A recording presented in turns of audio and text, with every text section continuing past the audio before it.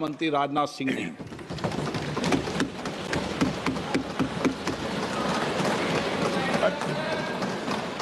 अध्यक्ष महोदय,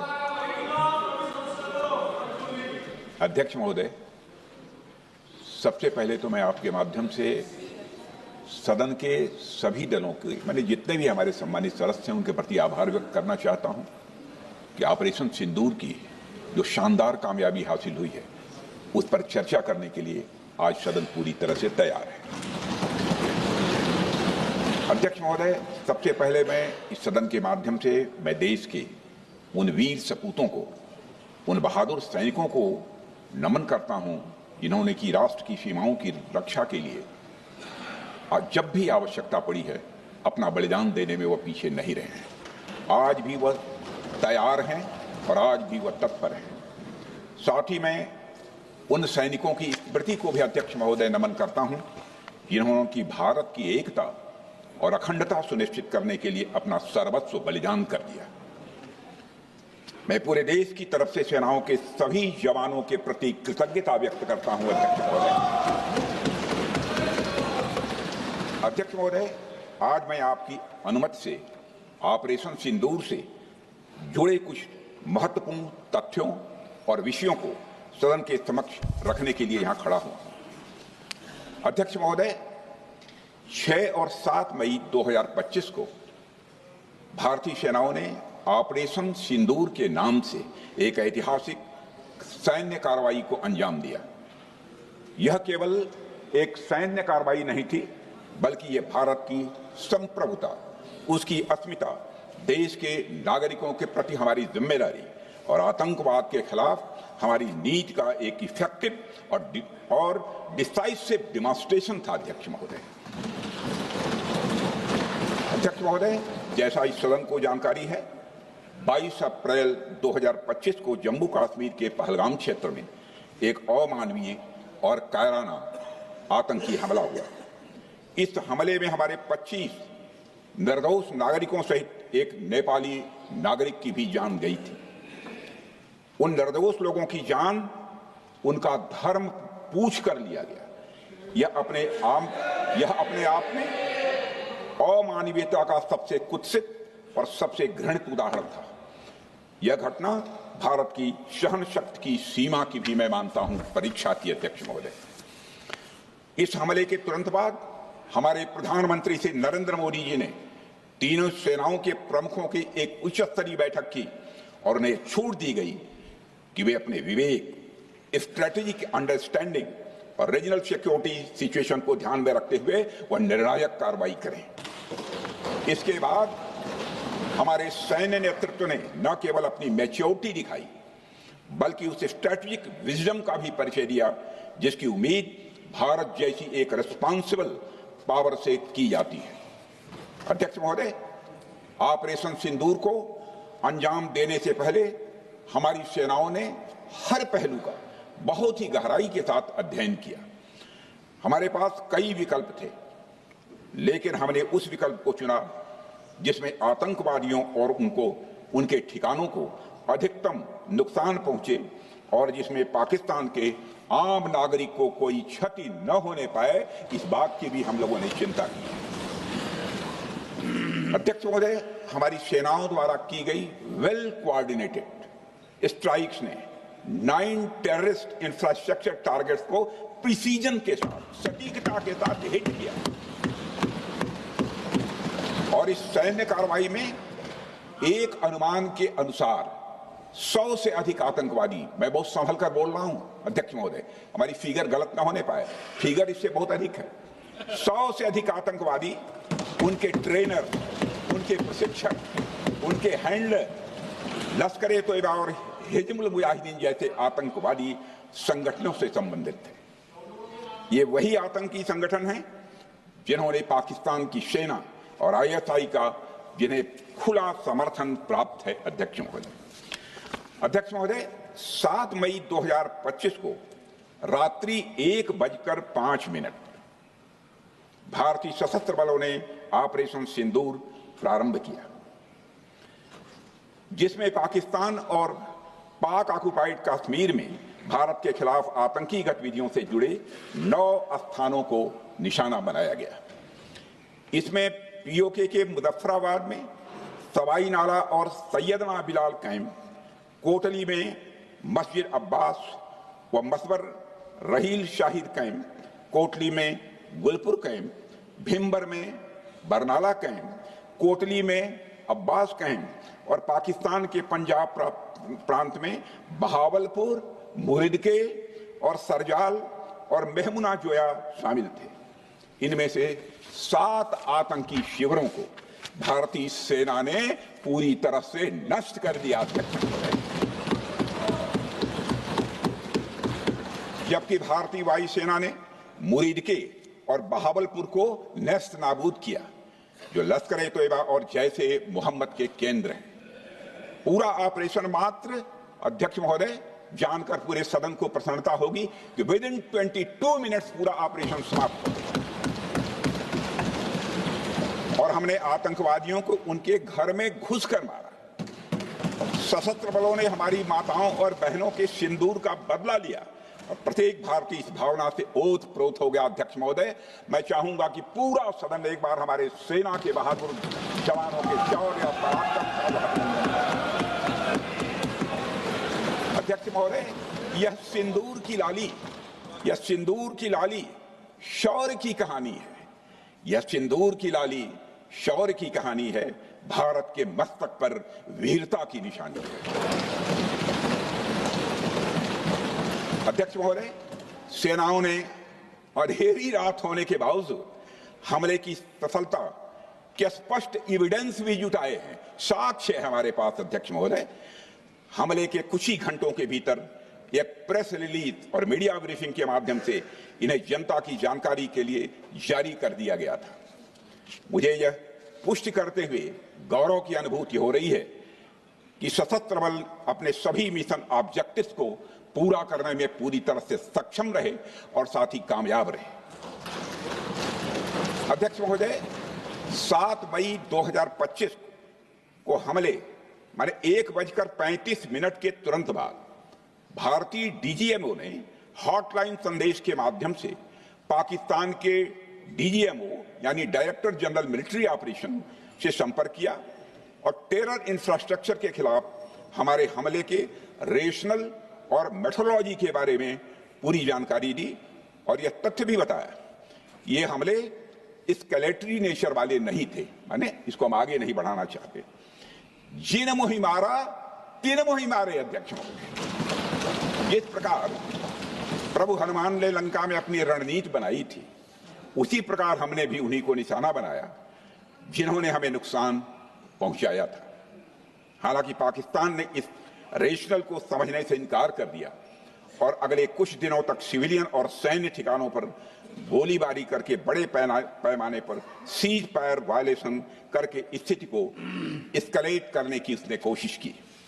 अध्यक्ष महोदय, 7-8 मई 2025 की रात को क्लियरली आइडेंटिफाइड आतंकवाद संबंधी ठिकानों पर हमारे सफल ऑपरेशन के बाद, सफल हमले के बाद पाकिस्तान ने स्थिति को एस्केलेट कर दिया और अनमैन्ड एरियल सिस्टम और अन्य साधनों का उपयोग करके भारतीय वायुसेना के बेसेस, भारतीय वायुसेना के सेंसर्स और सेना के फॉर्मेशन हेडक्वार्टर से लेकर ब्रिगेडों तक पर भी उसने हमला कर दिया।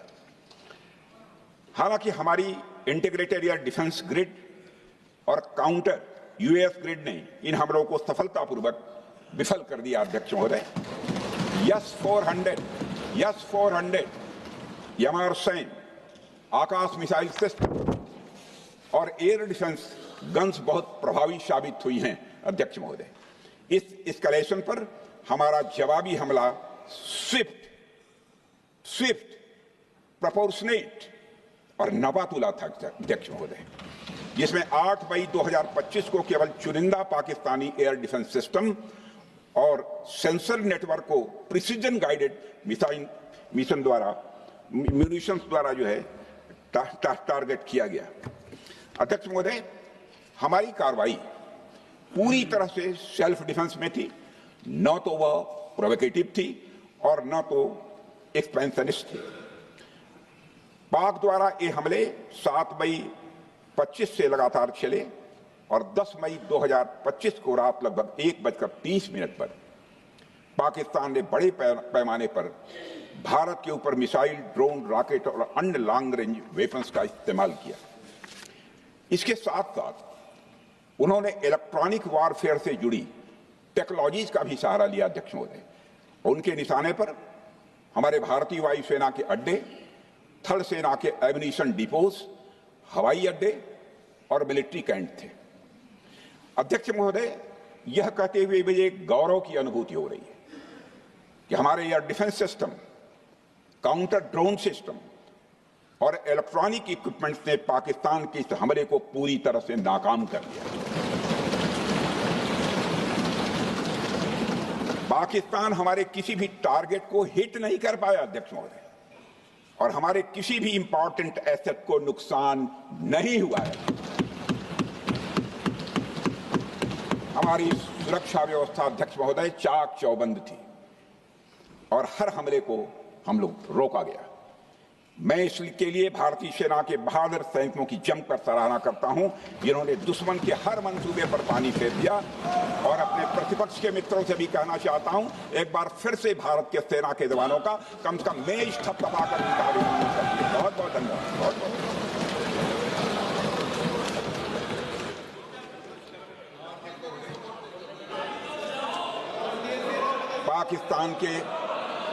पाकिस्तान के इस हमले के जवाब में हमारी कार्रवाई साहसिक थी, ठोस थी और प्रभावी थी।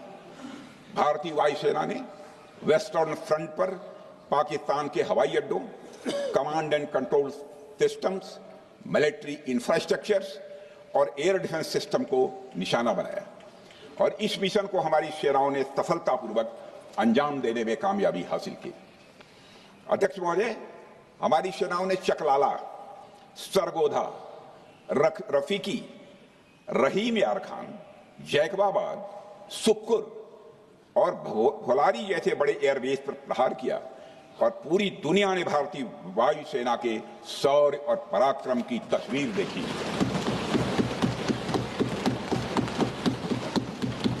अध्यक्ष महोदय, ऑपरेशन सिंदूर ट्राई सर्विसेज कोऑर्डिनेशन का एक बेमिसाल उदाहरण था। जब भारतीय वायुसेना ने आसमान से हमले किए, हमारी थल सेना ने जमीन पर मोर्चा संभाल लिया। हमारे जवान नियंत्रण रेखा पर पूरी ताकत से डटे रहे और पाकिस्तान की हर हरकत का करारा जवाब दिया।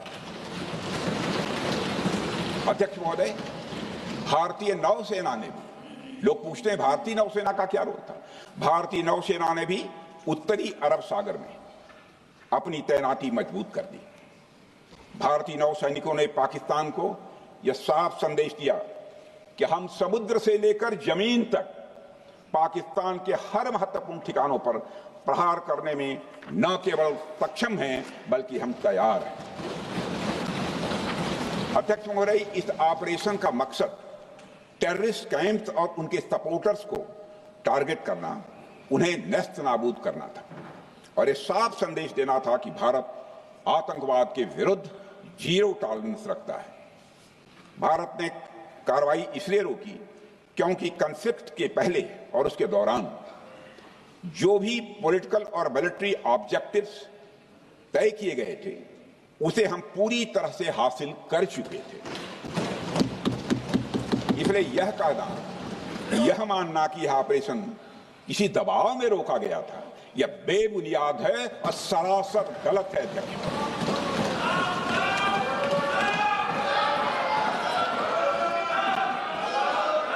मैं सदन को फिर से आश्वस्त करना चाहता हूं, अपने राजनीतिक जीवन में अध्यक्ष महोदय, मैं आपके माध्यम से सदन को आश्वस्त करना चाहता हूं, अपने राजनीतिक जीवन में जानबूझकर कभी भी असत्य न बोलूं, इसकी भरपूर कोशिश की है मैंने, चाहे सदन हो अथवा सदन के बाहर।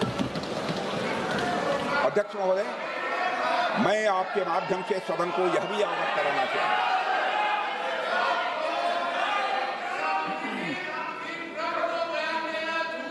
प्लीज बैठिए। आप क्यों खड़े? अध्यक्ष महोदय, मैं आपके माध्यम से सदन को यह भी अवगत कराना चाहूंगा कि सीमा पार करना या वहां की टेरिटरी कैप्चर करना इस ऑपरेशन का उद्देश्य नहीं था।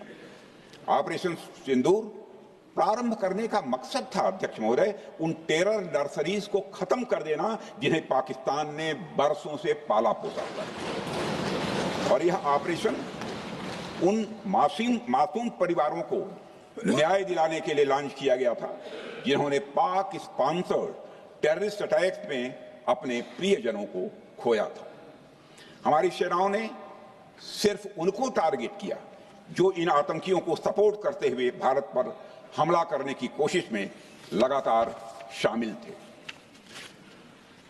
अध्यक्ष महोदय, ऑपरेशन सिंदूर का ओवरऑल पॉलिटिको मिलिट्री ऑब्जेक्टिव यह था कि आतंकवाद के रूप में प्रॉक्सी वार लड़ रहे पाकिस्तान को सजा दी जाए, और इसी वजह से आर्म फोर्सेस को पूरी आजादी दी गई थी कि वे अपने टारगेट खुद चुने और करारा जवाब दें। और इस ऑपरेशन का उद्देश्य कोई भी युद्ध छेड़ना नहीं था, बल्कि फोर्स के डिमॉन्स्ट्रेटिव यूज से एडवर्सरी को झुकने के लिए मजबूर करना था। 10 मई की सुबह जब भारतीय वायुसेना ने पाकिस्तान की मल्टीपल एयरफील्ड्स पर करारा प्रहार किया तो पाकिस्तान ने हार मान ली अध्यक्ष महोदय, और हॉस्टिलिटी रोकने की कोशिश की। अब रोक दीजिए महाराज। उन्होंने एक कोशिश की, हमारे डीएमओ से बात की, महाराज अब रोक दीजिए, बहुत हो गया। यह पेशकश इस कैबिनेट के साथ स्वीकार की गई थी। सुने, रुकिए तो रुकिए, बता दूंगा,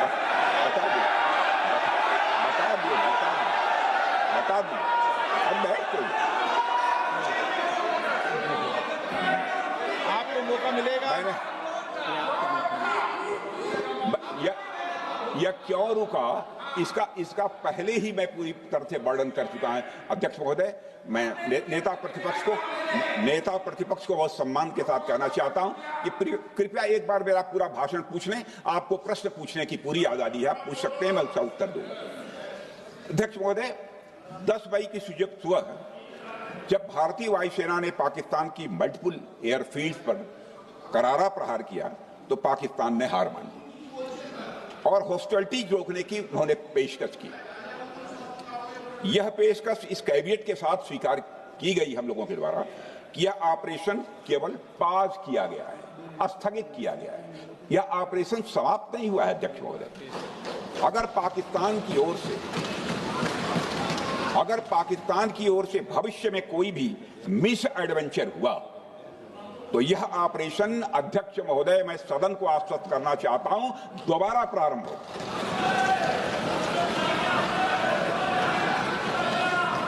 अध्यक्ष महोदय, भारतीय वायुसेना के जबरदस्त हमलों, नियंत्रण रेखा पर थल सेना की मजबूत जवाबी कार्रवाई और नौसेना के हमलों के डर ने पाकिस्तान को झुकने के लिए मजबूर कर दिया अध्यक्ष महोदय। और पाकिस्तान की हार उनकी एक सामान्य विफलता नहीं थी, बल्कि यह उसके सैन्य बल और मनोबल या दोनों की एक हार थी। 10 मई को पाकिस्तान के डीजीएमओ ने भारत के डीजीएमओ से संपर्क किया और सैन्य कार्रवाइयों को रोकने की अपील की। मैं सदन में यह बात फिर से दोहराना चाहूंगा कि पाकिस्तान के डीजीएमओ ने भारत के डीजीएमओ से संपर्क किया और सैन्य कार्रवाइयों को रोकने की अपील की। 12 मई को दोनों देशों के डीजीएमओ के बीच औपचारिक संवाद हुआ और दोनों पक्षों ने सैन्य कार्रवाइयों पर विराम लगाने का निर्णय लिया। अध्यक्ष महोदय, हमारे सैनिकों का जो मनोबल, मातृभूमि की रक्षा करने का जो उनका समर्पण है, ऑपरेशन सिंदूर के दौरान उसका दर्शन 140 करोड़ से अधिक भारतवासियों ने देखा। मुझे खुद भी और प्रधानमंत्री जी को सीमावर्ती क्षेत्रों में जाकर हमारे जवानों से मुलाकात का अवसर मिला है। अध्यक्ष महोदय, श्रीनगर के मिलिट्री बेस पर, भुज के एयरबेस पर, उधमपुर के कमांड सेंटर पर, हर जगह प्रत्यक्ष मैंने अपनी आंखों से देखा कि हमारे सैनिकों का मनोबल अपनी पूरी बुलंदी पर था। उनकी आंखों में विश्वास है और उनका संकल्प अडिग है। वे न केवल भारत की सीमाओं की रक्षा कर रहे हैं, बल्कि हमारे राष्ट्रीय स्वाभिमान की भी अध्यक्ष महोदय रक्षा कर रहे हैं। अध्यक्ष महोदय, किसी भी देश में जनता सत्ता पक्ष को और विपक्ष को अलग अलग दायित्व सौंपती है, दोनों को अलग अलग दायित्व, और हेल्दी डेमोक्रेसी में तो स्वाभाविक है। सत्ता पक्ष का काम होता है जनता के हितों को ध्यान में रखते हुए कार्य करना, और विपक्ष का काम होता है सरकार से जनता के मुद्दों से संबंधित जरूरी प्रश्न पूछना।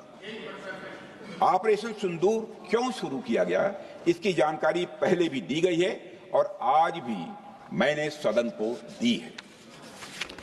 अध्यक्ष महोदय, कभी कभी हमारे प्रतिपक्ष के लोग ये पूछते रहे हैं कि हमारे कितने बीमार गिरे। मुझे लगता है उनका यह प्रश्न हमारी राष्ट्रीय जनभावनाओं का सही से प्रतिनिधित्व नहीं कर रहा है। मुझे लगता है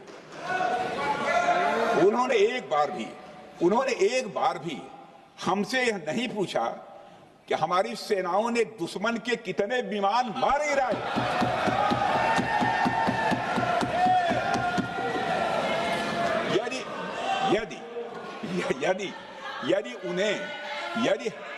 यदि उन्हें प्रश्न पूछना ही है अध्यक्ष महोदय, तो उनका प्रश्न यह होना चाहिए, क्या भारत ने आतंकवादी ठिकानों को तबाह किया?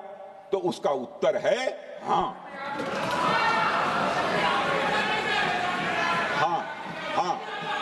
मैं विपक्ष के सम्मानित साथियों से कहना चाहता हूं कि आपको प्रश्न पूछना है तो यह प्रश्न पूछिए, क्या ऑपरेशन सिंदूर सफल रहा? तो उसका उत्तर है हाँ।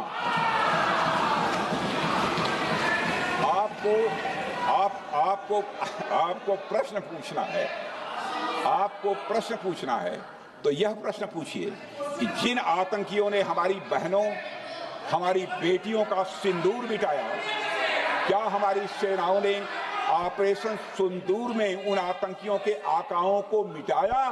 तो इसका उत्तर है हाँ। और आपको प्रश्न पूछना है तो यह पूछिए कि इस ऑपरेशन में क्या हमारे जाबाज सैनिकों को कोई क्षति हुई है? तो उसका उत्तर है नहीं। अध्यक्ष महोदय, लक्ष्य जब बड़े हो तो अपेक्षाकृत छोटे मुद्दों पर हमारा ध्यान नहीं जाना चाहिए। लक्ष्य बड़े हों तो छोटे मुद्दों पर, अपेक्षाकृत जो छोटे मुद्दे होते हैं कंपैरेटिवली, उन पर ध्यान नहीं जाना चाहिए, क्योंकि छोटे मुद्दों पर ही ध्यान देते रहने से देश की सुरक्षा और सैनिकों के सम्मान और उत्साह जैसे बड़े मुद्दों से ध्यान हट सकता है, जैसा कि विपक्ष के हमारे कुछ साथियों के साथ हो रहा है। अब चूंकि विपक्ष के मित्र ऑपरेशन सिंदूर को लेकर उचित प्रश्न नहीं पूछ पा रहे हैं, तो उन्हें मैं क्या बताऊं अध्यक्ष महोदय। मैं लगभग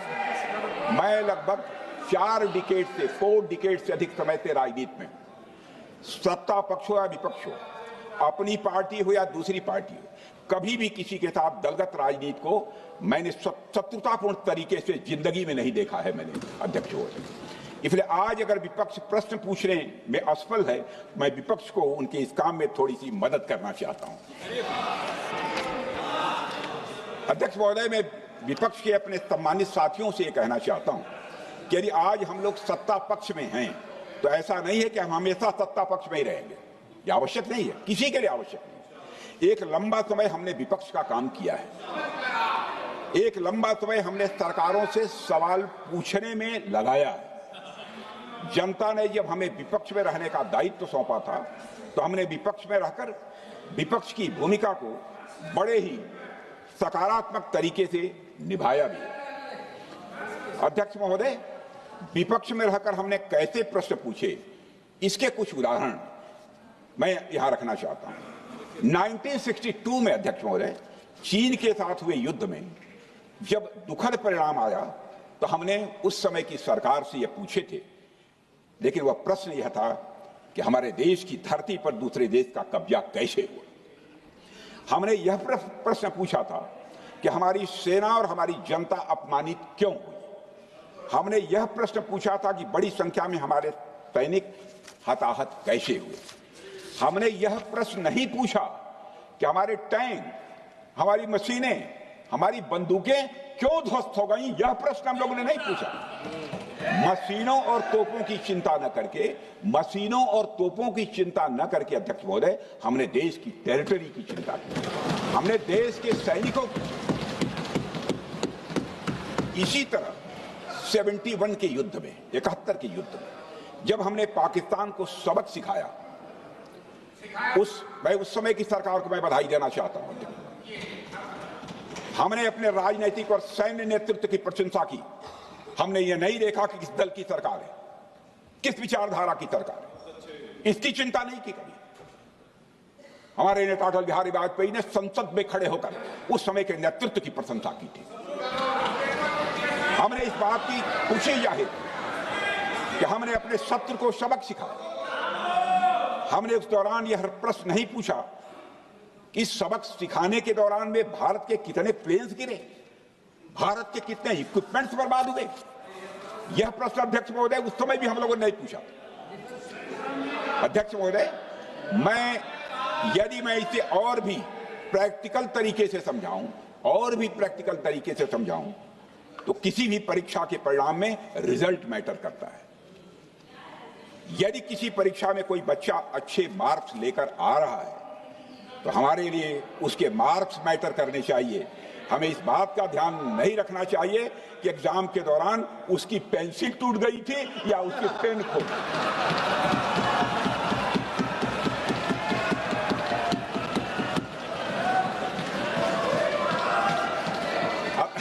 अध्यक्ष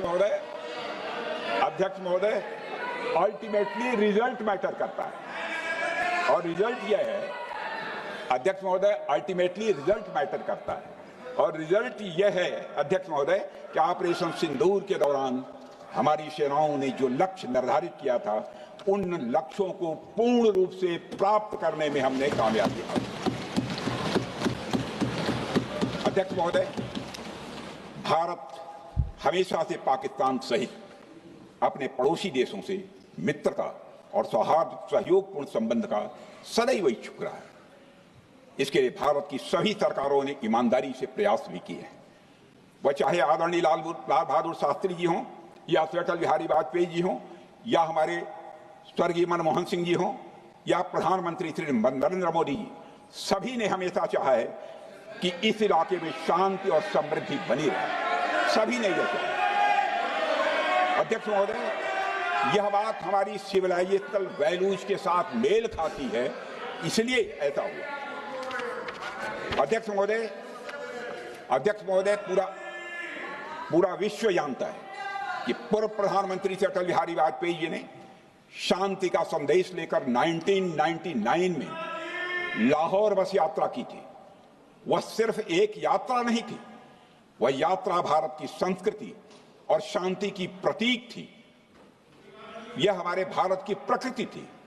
लाहौर पहुंचकर से अटल बिहारी वाजपेयी जी ने मीनारे पाकिस्तान पर विजिटर्स रूप में जो लिखा था, जिसका जिक्र लोग आज भी करते हैं, और उन्होंने लिखा था, उसकी मैं चर्चा करता हूं। उन्होंने लिखा था कि मीनारे पाकिस्तान से मैं पाकिस्तान की जनता को यह विश्वास दिलाना चाहता हूं कि भारत अस्थायी शांति और मित्रता का आकांक्षी है।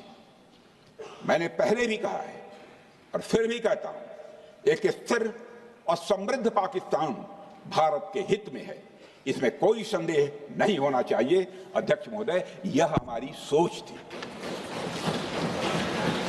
यह हमारी शांति की पहल थी।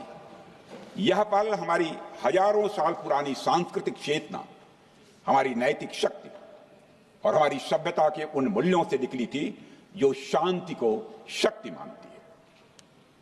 अध्यक्ष महोदय, लेकिन हमारे शांति के प्रयास को हमारी नाइविटी, उदारता या सरलता समझ लिया गया। जब हम शांति के लिए कदम बढ़ा रहे थे, उसी वक्त पाकिस्तान कारगिल में घुसपैठ की साजिश रच रहा था। हम दोस्ती के राह पर थे तो वो षड्यंत्र की राह पर था। जब हम मामला खुलकर सामने आया तो हमारे वीर सैनिकों ने इस घुसपैठ के खिलाफ कार्रवाई करना प्रारंभ किया, और जब भारत की जीत सामने दिखाई दे रही थी तो पाकिस्तान ने परमाणु युद्ध की धमकी दे डाली अध्यक्ष महोदय। तब हमारे प्रधानमंत्री, तत्कालीन प्रधानमंत्री आदरणीय अटल बिहारी वाजपेयी जी ने कहा था, पाक सेना के परमाणु हमले से भारत का तो कुछ नहीं बिगड़ेगा, लेकिन पाकिस्तान दूसरे दिन का सूरज नहीं देख पाएगा।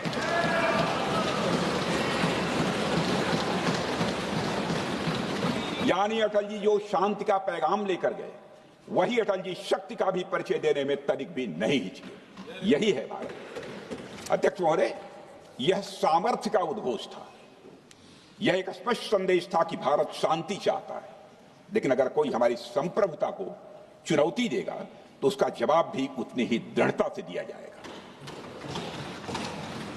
अध्यक्ष महोदय, 2015 में जब हमारे प्रधानमंत्री मोदी जी ने लाहौर जाकर नवाज शरीफ से मुलाकात की, तो भारत ने फिर से दोस्ती का हाथ बढ़ाया। भारत ने फिर से दोस्ती का हाथ बढ़ाया। अध्यक्ष महोदय, हम वाकई में शांति की राह पर चलना चाहते थे, क्योंकि हमारी मूल प्रकृति बुद्ध की है, युद्ध की नहीं है। हमारी सरकार ने भी पाकिस्तान के साथ शांति स्थापित करने के अनेक प्रयत्न किए हैं, लेकिन बाद में हमने 2016 में सर्जिकल स्ट्राइक से, 2019 में बालाकोट में एयर स्ट्राइक से और 2025 के ऑपरेशन सिंदूर से हमने शांति स्थापित करने का दूसरा रास्ता अपनाया है। अध्यक्ष महोदय, अब हमारे प्रधानमंत्री श्री नरेंद्र मोदी जी और हमारी सरकार का स्टैंड बिल्कुल क्लियर है कि टेररिज्म और टॉक्स ये दोनों साथ नहीं चल सकते, क्योंकि सभ्य मुल्कों के बीच बातचीत होती है। अध्यक्ष महोदय, लोकतांत्रिक देशों में बातचीत होती है, पर एक ऐसा देश जिसके वजूद में लोकतंत्र का एक कतरा भी न हो और सिर्फ रिलीजियस फैनेटिसिज्म, टेररिज्म और हेट्रेड अगेंस्ट इंडिया हो, उसके साथ संवाद किसी भी सूरत में नहीं किया जा सकता। क्योंकि टेररिज्म की भाषा जो अध्यक्ष महोदय होती है, वह खून, डर और नफरत है, संवाद नहीं। गोलियों की आवाज में संवाद की आवाज दब जाती है। जहां खून बहता है वहां बातचीत की गुंजाइश अध्यक्ष महोदय नहीं बचती। अध्यक्ष महोदय, पाकिस्तान की वर्तमान स्थिति अब जग जाहिर है। जिस देश ने आतंक को अपनी विदेश नीति का औजार बना लिया, वह अंततः अपने ही जाल में फंस जाता है। पाकिस्तान की नीति और चरित्र को लेकर कोई भ्रम नहीं रहना चाहिए। यह एक ऐसा देश है जो वैश्विक आतंकवाद की नर्सरी है और उन्होंने इसको अपनी स्टेट पॉलिसी का भी एक आधार बनाया हुआ है। अध्यक्ष महोदय, ऑपरेशन सिंदूर के दौरान पूरी दुनिया ने देखा है कि पाकिस्तान में सरकार आतंकवादियों के लिए स्टेट फ्यूनरल का इंतजाम कर रही है और सैन्य अधिकारी भी आतंकवादियों के जनाजे में भाग लेते हैं। यह वही देश है जो सीमा पर सैनिकों से लड़ने का साहस नहीं जुटा पाता, इसलिए निर्दोष नागरिकों, बच्चों और तीर्थ यात्रियों को आतंकवाद का निशाना बनाता है। पाकिस्तान की सेना और आईएसआई आतंकवाद को एक प्रॉक्सी वार के रूप में अध्यक्ष महोदय इस्तेमाल करती हैं और उसके सहारे वे भारत को डिस्टेबलाइज करने का सपना देखती हैं। अध्यक्ष महोदय, मैं लोकतंत्र के मंदिर में खड़े होकर यह बात कह रहा हूं कि भारत को 1000 कट्स देने का सपना पालने वालों को नींद से जग जाना चाहिए। यह मोदी जी के नेतृत्व वाला नया भारत है जो आतंकवाद के खिलाफ किसी हद तक जा सकता है।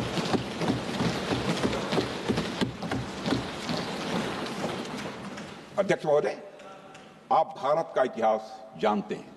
देखिए, हमने कभी भी किसी की 1 इंच जमीन पर आज तक कभी कब्जा नहीं किया है।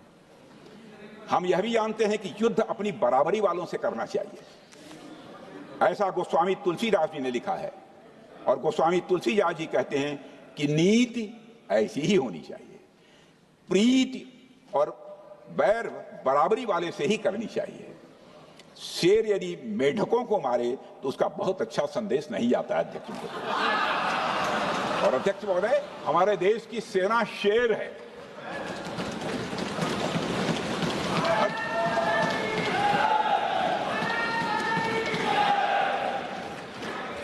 अध्यक्ष महोदय, पाकिस्तान जैसा देश जो साइज, सामर्थ्य, शक्ति और समृद्धि में हमारे आसपास भी नहीं है, उस मुल्क से कैसा मुकाबला? जो मुल्क अपने अस्तित्व के लिए दूसरों पर आश्रित हो, उसके मुकाबले का मतलब है अपना स्तर कम करना। हमारी नीति है आतंकवाद के खिलाफ प्रभावी कार्रवाई करना। हमारा पाकिस्तान विरोध उनकी आतंकवाद की नीति के कारण है, इसलिए पाकिस्तान का हमारा विरोध है। अध्यक्ष महोदय, हम अगर शांति की आशा के लिए हाथ बढ़ाना जानते हैं तो अशांति फैलाने वाले हाथों को उखाड़ना भी जानते हैं। अध्यक्ष महोदय, अगर शांति के प्रयास करना हम जानते हैं तो दुष्टों को जो भाषा समझ में आए उसी भाषा में समझाना भी जानते हैं। सठे साक्ष्यम समाचरे, अर्थात दुष्ट के साथ दुष्टता का ही व्यवहार करना पड़ता है कभी कभी। अध्यक्ष महोदय, हमने भगवान कृष्ण से सीखा है कि शिशुपाल की 100 गलतियां माफ की जा सकती हैं, पर अंत में धर्म की रक्षा के लिए सुदर्शन चक्र उठाना ही पड़ता है। हमने पार्लियामेंट का अटैक सहा है अध्यक्ष महोदय, 2008 का मुंबई अटैक सहा है, झेला है, लेकिन अब हमने कह दिया है इनफ इज इनफ। अब हमने सुदर्शन चक्र उठा लिया है अध्यक्ष महोदय। अध्यक्ष महोदय, हमारी प्रवृत्ति भगवान राम और भगवान कृष्ण से प्रेरित है, जो हमें शौर्य भी सिखाती है और धैर्य भी सिखाती है। इस सीख का अध्यक्ष महोदय, इस सीख का हम प्रधानमंत्री नरेंद्र मोदी जी के नेतृत्व में हमारी विदेश और अपनी रक्षा नीति में सीधा प्रयोग कर रहे हैं। आज भारत पहले दोस्ती का हाथ बढ़ाता है, लेकिन अगर कोई देश धोखा दे तो उसकी कलाई भी मरोड़ना जानता है। अध्यक्ष महोदय, हमारी नीति स्पष्ट है कि हमने एक समय लाहौर बस यात्रा की भाषा में बात की थी तो पाकिस्तान ने हमारी उस भाषा को नहीं समझा, तो अब हम उन्हें बालाकोट स्ट्राइक की भाषा में जवाब देंगे। अध्यक्ष महोदय, भारत के लिए शांति हमारी प्रायोरिटी है, हमारी प्राथमिकता है और हमारी शक्ति उसका आधार है। भारत के लिए शांति प्राथमिकता है और हमारी शक्ति उसका आधार है। यह शक्ति हमारे सामर्थ्य से पैदा हुई है अध्यक्ष महोदय, और यह सामर्थ्य पिछले 11 साल में कई गुना बढ़ गया है। मैं ये नहीं कहता हूं पहले नहीं था, पहले था, लेकिन अब कई गुना बढ़ गया। आज भारत विश्व की चौथी सबसे बड़ी अर्थव्यवस्था है और अभी आई मॉर्गन स्टैनली के रिपोर्ट के मुताबिक 2028 तक विश्व की तीसरी सबसे बड़ी अर्थव्यवस्था बनने की ओर भारत चल रहा है। अध्यक्ष महोदय, आर्थिक उन्नति के साथ साथ भारत के रक्षा क्षेत्र में 2014 से उल्लेखनीय परिवर्तन, रिमार्केबल चेंज आया है। आज का भारत डिफेंस सेक्टर में आत्मनिर्भरता, सेल्फ रिलायंस और स्वदेशी उत्पादन की दिशा में तेजी से आगे बढ़ रहा है। अध्यक्ष महोदय, आज हम हर दृष्टि से समर्थ भी हैं और सक्षम भी हैं। अध्यक्ष महोदय, मैं सदन को यह भी जानकारी देना चाहता हूं, उसके बाद जब प्रश्न पूछा गया हमारे सारे चीफ से, सीडीएफ से, डिफेंस सेक्रेटरी से, क्या ऑपरेशन के लिए तैयार हैं, क्षण भर की देर नहीं लगाई, सबने बोला यस सर। अध्यक्ष महोदय, ऑपरेशन सिंदूर हमारे सामर्थ्य का ही प्रतीक था, जिसमें हमने दिखा दिया कि अगर कोई हमारे नागरिकों को मारेगा तो भारत चुप नहीं बैठेगा। भारत की आत्मरक्षा के लिए हमारा राजनीतिक तंत्र और नेतृत्व बिना किसी दबाव के काम करेगा। हमारी मिसाइल फिजिकल सीमाएं लांघेंगी अध्यक्ष महोदय, और हमारे वीर सैनिक दुश्मन की कमर तोड़ेंगे। अध्यक्ष महोदय, हम आतंकवाद को उसके हर रूप और स्वरूप में पूरी तरह समाप्त करने के लिए पूरी तरह से प्रतिबद्ध हैं, और इस संदर्भ में हमें एक महत्वपूर्ण बात समझनी होगी। Pakistan sponsored terrorism is not random madness, there is a method in this madness. यह एक सुनियोजित रणनीति है, यह एक फंडामेंटल रेज है। अध्यक्ष महोदय, प्रसिद्ध लेखक वीएस नायपाल ने सही कहा था, पाकिस्तान में होना एक ऐसी अल्टरनेट और कंट्रास्टिंग रियलिटी है, where war is peace, freedom is slavery, ignorance is strength, यानी यहां युद्ध ही शांति है, गुलामी ही स्वतंत्रता है और जिहालत यानी अज्ञानता ही ताकत है। अध्यक्ष महोदय, इसलिए पाकिस्तान द्वारा प्रायोजित आतंकवाद कोई पागलपन नहीं है। पाकिस्तान द्वारा प्रायोजित आतंकवाद कोई पागलपन नहीं है, यह एक सोची समझी साजिश का हिस्सा है। यह एक ऐसी प्रक्रिया है जो आतंक को एक पॉलिटिकल टूल की तरह इस्तेमाल करती है। यह सिर्फ आतंकवाद नहीं, यह एक टूल किट है, एक ऐसा टूल किट जिसे पाकिस्तान की सेना और उसकी एजेंसियां एक नीति की तरह अपनाए हुए हैं। This tool kit is in opposition to civilized code of conduct that the rest of the world prefers to abide by. यानी यह टूल किट उस सिविलाइज्ड कोड ऑफ कंडक्ट के खिलाफ है जिसे दुनिया का हर जिम्मेदार देश मानता है। अध्यक्ष महोदय, यह एक कट्टरपंथी सोच की उपज है जिसमें सहिष्णुता के लिए कोई जगह नहीं। हमारा पाकिस्तान के साथ कोई सीमा का संघर्ष नहीं है अध्यक्ष महोदय, बल्कि यह सभ्यता बनाम बर्बरता का संघर्ष है। सभ्यता बनाम बर्बरता का संघर्ष। पाकिस्तान के हुक्मरान जानते हैं कि उनके सैनिक युद्ध के मैदान में भारत से नहीं जीत सकते, इसलिए वे आतंक को पालते ही नहीं, उन्हें प्रशिक्षण देते हैं और फिर दुनिया के सामने खड़े होकर निर्दोष बनने की कोशिश करते हैं। अध्यक्ष महोदय, पाकिस्तान दोहरे मापदंड और झूठ की बुनियाद पर खड़ा हुआ एक ऐसा देश है जो अब फेल्ड स्टेट के तौर पर देखा जा रहा है। भारत ने ऑपरेशन सिंदूर के जरिए पूरी दुनिया को दिखा दिया है कि हम इस आतंकवाद के गंदे खेल को जड़ से एक समाप्त करने का संकल्प ले चुके हैं। अध्यक्ष महोदय, जब अटल जी प्रधानमंत्री थे तब पाकिस्तान के साथ कंबोजिट डायलॉग के लिए भारत की शर्त थी कि पाकिस्तान अपनी जमीन का प्रयोग भारत के खिलाफ टेररिज्म फैलाने के लिए नहीं करेगा।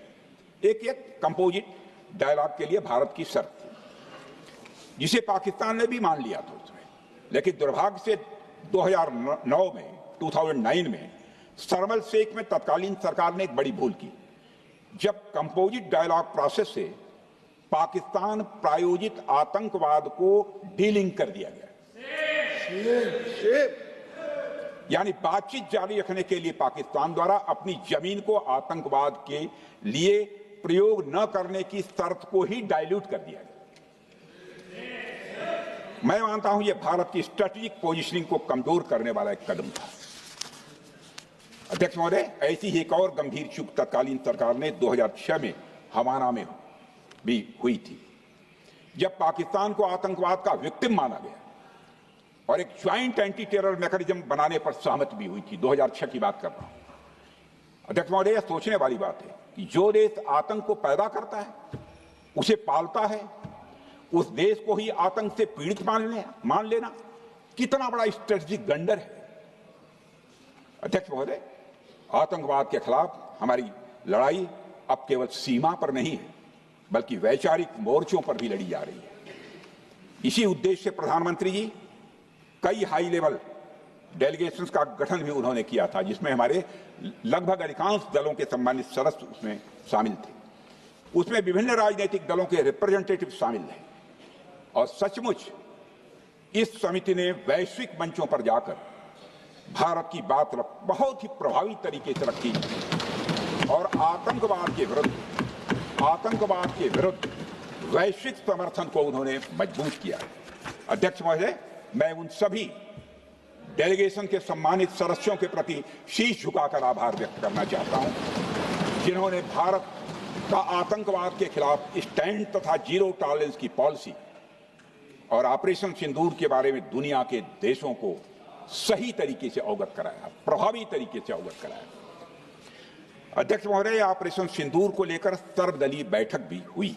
आई am very happy to tell the house I am very happy to tell the House that during Operation Sindoor, all the political parties of the country kept aside all ideologies and differences and showed solidarity with the nation, with the soldiers and with the government.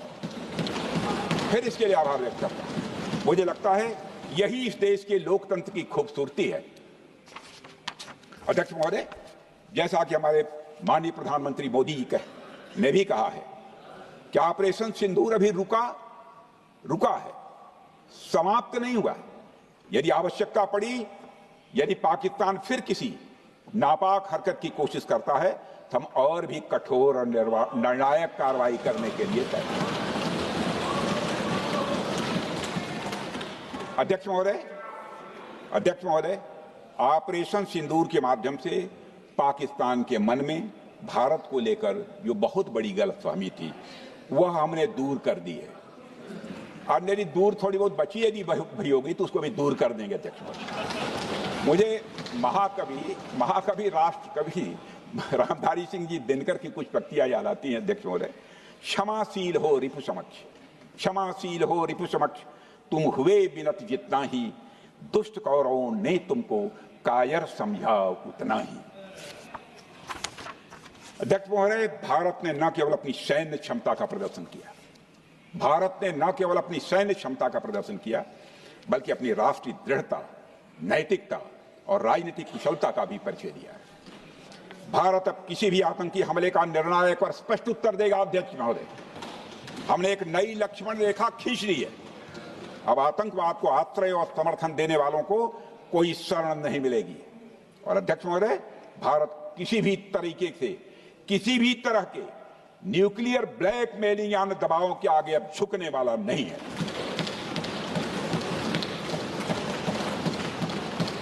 अध्यक्ष महोदय, operation सिंदूर के माध्यम से जो हमने किया और उससे पहले सर्जिकल स्ट्राइक और एयर स्ट्राइक के जरिए जो संदेश दिया गया वह बहुत पहले ही हो जाना चाहिए, लेकिन जो होता है समय पर ही होता है। अध्यक्ष महोदय, हमारी सरकार ने आतंकवाद के खिलाफ हमारी जीरो टॉलरेंस की नीति को दुनिया के हर मंच पर पूरी तरह से स्पष्ट कर दिया है और हम उस पर कोई समझौता किसी भी सूरत में नहीं करने वाले हैं। अभी कुछ सप्ताह पहले मुझे शंघाई कोऑपरेशन ऑर्गेनाइजेशन की डिफेंस मिनिस्टर्स मीटिंग में जाने का अवसर मिला था। वहां जो डिक्लेरेशन तैयार किया जा रहा था उसमें आतंकवाद पर भारत का स्टैंड डाइल्यूट हो रहा था। हमने साफ कह दिया कि जब तक आतंकवाद के मुद्दे पर भारत का स्टैंड रखा नहीं जाएगा, हम किसी ज्वाइंट स्टेटमेंट पर साइन नहीं करेंगे और इसकी वजह से वहां कोई ज्वाइंट स्टेटमेंट नहीं आया। अध्यक्ष महोदय, इसका परिणाम क्या? अब देखिए, हमारे प्रधानमंत्री जी ब्रिक्स की बैठक में ब्राजील गए, करिश्मा किया है हमारे प्रधानमंत्री। तो चीन की मौजूदगी में जो ज्वाइंट डिक्लेरेशन आया उसमें जम्मू और कश्मीर में हुए आतंकी हमले को कंडेम भी किया गया। यह प्रधानमंत्री ने करिश्मा करके दिखाया, यानी भारत की बात अंततः मानी गई। और यह ब्रिक्स सम्मेलन के इतिहास में पहली बार हुआ जब जम्मू एवं कश्मीर में हुए किसी आतंकी घटना को खुलकर कंडेम किया गया। मैं इस सदन को याद दिलाना चाहता हूं, 2008 में मुंबई में इतनी बड़ी आतंकी घटना हुई, मगर उस समय की सरकार को जो प्रभावी कार्रवाई करनी चाहिए थी वो नहीं हो पाई। लेकिन उसमें सबसे दुखद और आश्चर्य की बात है, कई वर्ल्ड फोरम, इंटरनेशनल फोरम पर जो उसका कंडेमनेशन होना चाहिए, जो उसकी निंदा की जानी चाहिए, वह भी जितना होना चाहिए नहीं हो पाया। अध्यक्ष, यदि आप उस घटना के बाद हुए ब्रिक्स सम्मेलन के डॉक्यूमेंट्स उठाकर देख लीजिए, मुंबई आतंकी हमले का कहीं जिक्र भी नहीं है। और अध्यक्ष महोदय, जब केंद्र में प्रधानमंत्री मोदी जी के नेतृत्व में सरकार बनी तब जाकर कहीं के हालात कुछ बदलने शुरू हुए और साल 2017 में हुए ब्रिक्स सम्मेलन में पहली बार 2017 में हुए ब्रिक्स सम्मेलन में पहली बार आतंकवाद से लश्कर और जैश जैसे आतंकवादी संगठनों को जोड़ा गया। यह भी अपने में करिश्माई काम था। यह परिस्थिति इसलिए बनी क्योंकि इसके ठीक एक साल पहले उरी की घटना के भारत की सेनाओं ने सीमा पर जाकर सर्जिकल स्ट्राइक की थी। हमने दुनिया को बताया कि आतंकवाद के खिलाफ हम सरहद के इस पार भी मारेंगे और जरूरत पड़ी तो आतंकियों के घर में घुसकर भी मारे। यह बदलाव प्रधानमंत्री मोदी जी के नेतृत्व में आया। अध्यक्ष महोदय, यह वही नीति है जो पहले की सरकारों को भी अपनानी चाहिए थी। उन सरकारों को जिनके शासनकाल में भारत ने सबसे भीषण आतंकी हमलों का सामना किया, जिनमें 2008 का मुंबई हमला आज भी हर हिंदुस्तानी के जहन में बैठा हुआ है, जिंदा है, एक न भूलने वाली त्रासदी के रूप में जिंदा है। अध्यक्ष महोदय, मैं श्री प्रणब मुखर्जी जी ने अपनी किताब द कोलिशन ईयर्स में लिखा है, मेरे पास है भी वो, कोलिशन ईयर्स में लिखा है कि जब मुंबई अटैक हुआ था, प्रणब ने लिखा है, जब मुंबई अटैक हुआ था, India had evidence that the terrorist came from Karachi port. Pakistan के नॉन स्टेट एक्टर्स के बहाने पूरी दुनिया में, नॉन स्टेट एक्टर्स के बहाने को पूरी दुनिया में कोई मान नहीं रहा था। उन्होंने लिखा है प्रणब ने, and I quote, amid heated debates within the cabinet, there was a demand for military intervention which I rejected. यह उन्होंने लिखा, मैंने नहीं लिखा, अनकोट। अध्यक्ष महोदय, भारतीय विदेश सेवा के एक वरिष्ठ अधिकारी ने भी अपनी किताब में इस बात की पुष्टि की है, जिनका नाम है अजय बिसारिया, और वो शायद फॉरेन सेक्रेटरी थे, कि मुंबई हमले के तुरंत बाद एक उच्च स्तरीय बैठक हुई थी, जिसमें तत्कालीन विदेश मंत्री प्रणब ने पूछा व्हाट शुड बी डन। तो विदेश सचिव शिवशंकर मेनन जी ने सुझाव दिया कि भारत मोरदके में लश्कर तोयबा के मुख्यालय पर क्रूज मिसाइल से हमला कर सकता है। यह सुनकर प्रणब ने चश्मा उतारकर साफ किया और सभी अधिकारियों को धन्यवाद देकर बैठक समाप्त कर दी।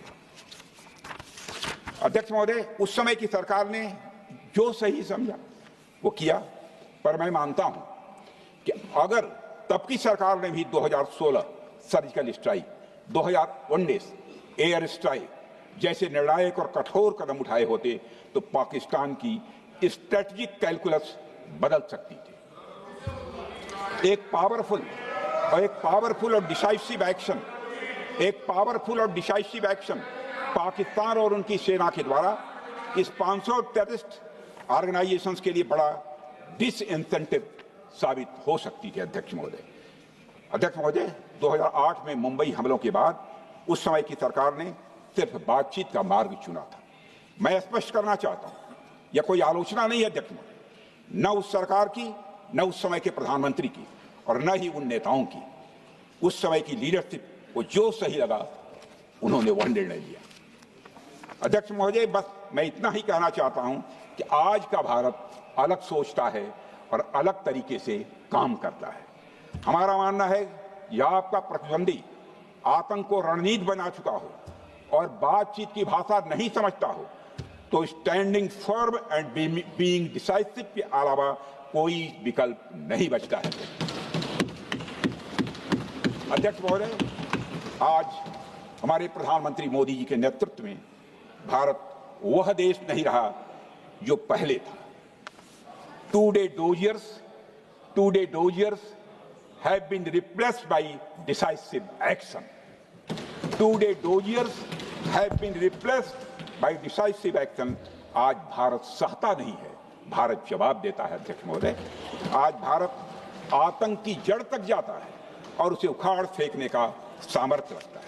अध्यक्ष महोदय, मैं इस सदन को और देश की जनता को यह विश्वास दिलाना चाहता हूं कि हमारी सरकार, हमारी सेनाएं और हमारी लोकतांत्रिक संस्थाएं सब मिलकर, हम और ये सारे लोग सभी मिलकर देश की एकता, अखंडता और सुरक्षा के लिए जो भी कदम उठाना आवश्यक होगा वह कदम उठाएंगे और उसके प्रति हम पूरी तरह से कमिटेड हैं।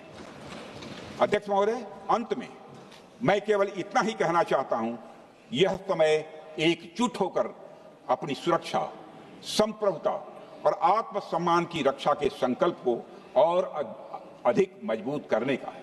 हमें यह याद रखना होगा कि हमारी सामाजिक और राजनीतिक एकता ही यह हमारी सबसे बड़ी ताकत है।